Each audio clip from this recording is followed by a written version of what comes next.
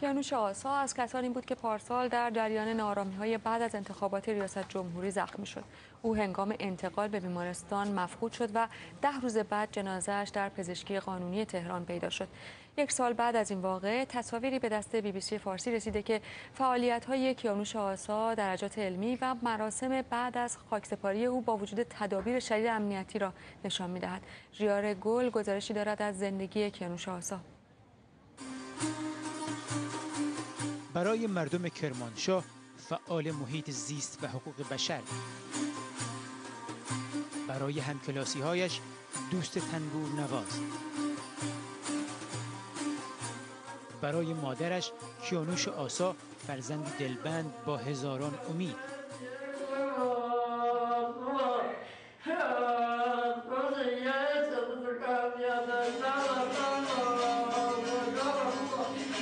جدول دعوت کسی مبورد چمش بود آغماوی شنشای نفسد.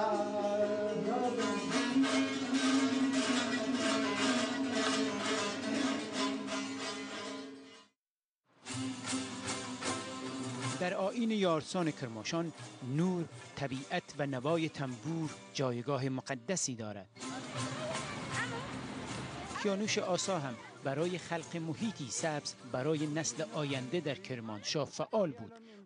کیانوش آسا به عنوان یکی از اعضای فعال جبهه سبز کرمانشاه صلح سبز 3000 نهار رو از منابع طبیعی تحویل گرفت و با دیگر دوستان خودش در جبهه سبز، دیگر اعضای جبهه سبز کرمانشاه به این شهرک آوردیم و توزیع کردیم.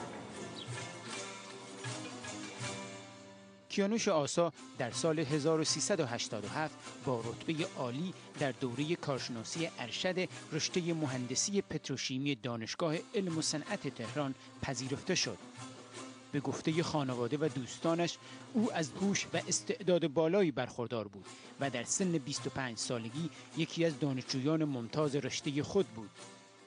قول استادش انتظار داشتند در آینده یکی از بزرگان جامعه صنعتی و علمی کشور باشند. کیانوش آسا و برخی از دوستان دانشجویش در 25 خرداد 1388 در راهپیمایی معترضان به نتیجه انتخابات ریاست جمهوری شرکت کرده بودند. مادرش بهش زنگ میزنه که الان تهران شلوغه، سریع برگرد، تو اون شلوغی وای نیستی. ولی ساعت غروب دیگه ارتباط تلفنی قطع شد. مادرش با کیانوش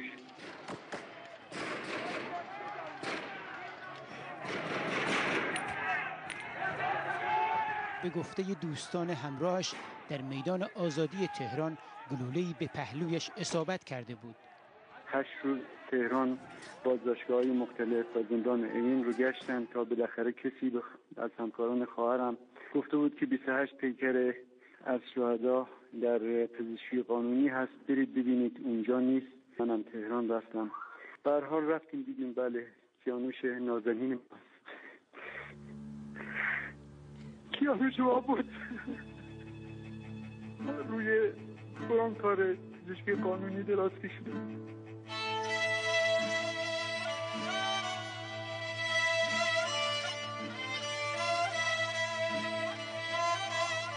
وقتی کارت های کیانوش رو، اون درجه علمیش رو جلو دست بازپرس گذاشتم، خودش واقعا دچار حسرت و حیرت شد و ابراز تأسف کرد. بنابراین مشکلی نبود، سریع نوشتن که جنازه رو به ما تحویل بدن.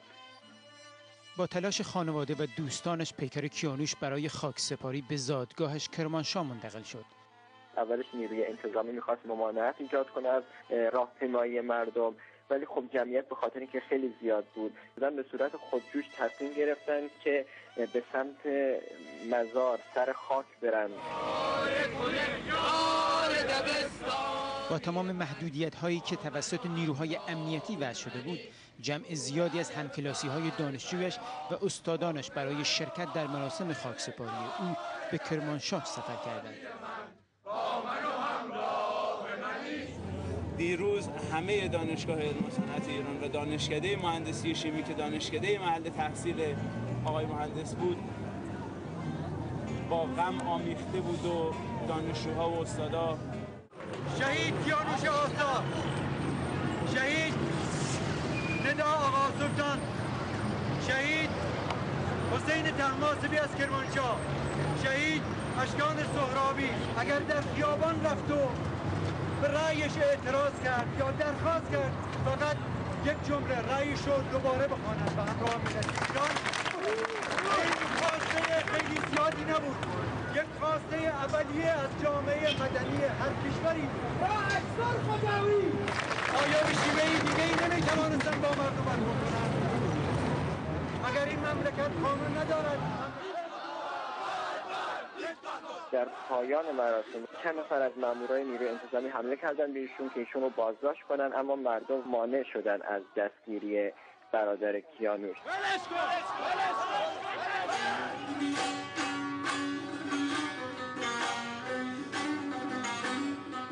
پیروان آیین یارسان کرمانشاه هرگاه عزیزی را از دست می‌دهند با تنبور نوازی و کلامخوانی به سوگواری می‌نشینند.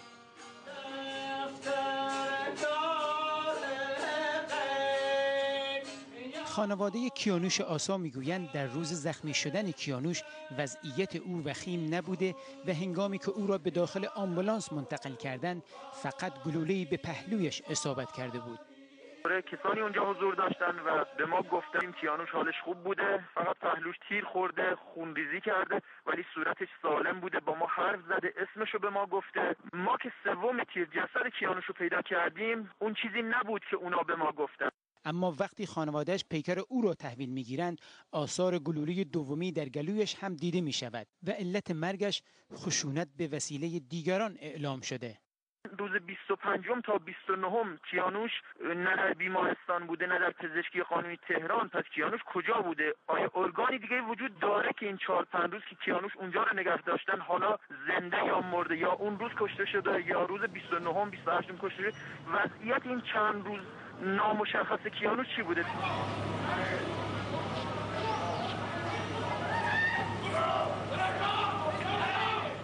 با وجود تهدیدها و بازداشت‌های پی در پی اعضای خانواده کیانوش آسا، آنان از درخواست خود برای شناسایی و محاکمه عاملان قتل کیانوش دست نکشیدند.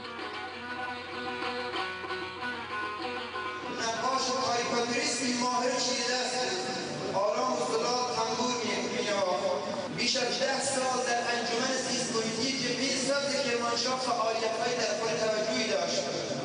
با نشانه گرفتن کیانوش انسانیت و محبت، اخلاق و آزادگی، عرفان و خلوص، شرافت و میهن‌پرستی، علم و راستی و نخبگی و دانایی نشانه گرفته شد.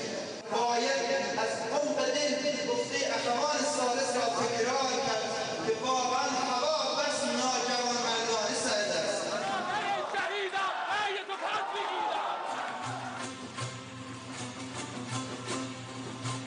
خوبه بدانیم که این شهرک محل اسکان خانواده‌های سپاه پاسداران است. شهرکی که به دست کیانوش سبز شد و ما اکنون عزادار کیانوش هستیم.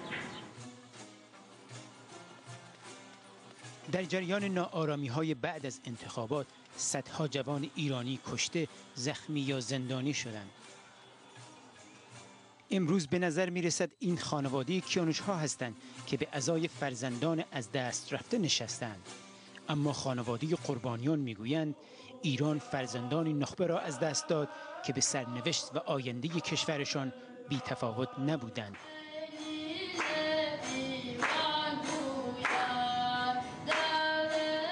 ژیار گل، BBC. به پایان این بخش خبری میرسیم. من از شما خداحافظی میکنم. تا دقایق دیگر خلاصه خبرها را از من بشنوید.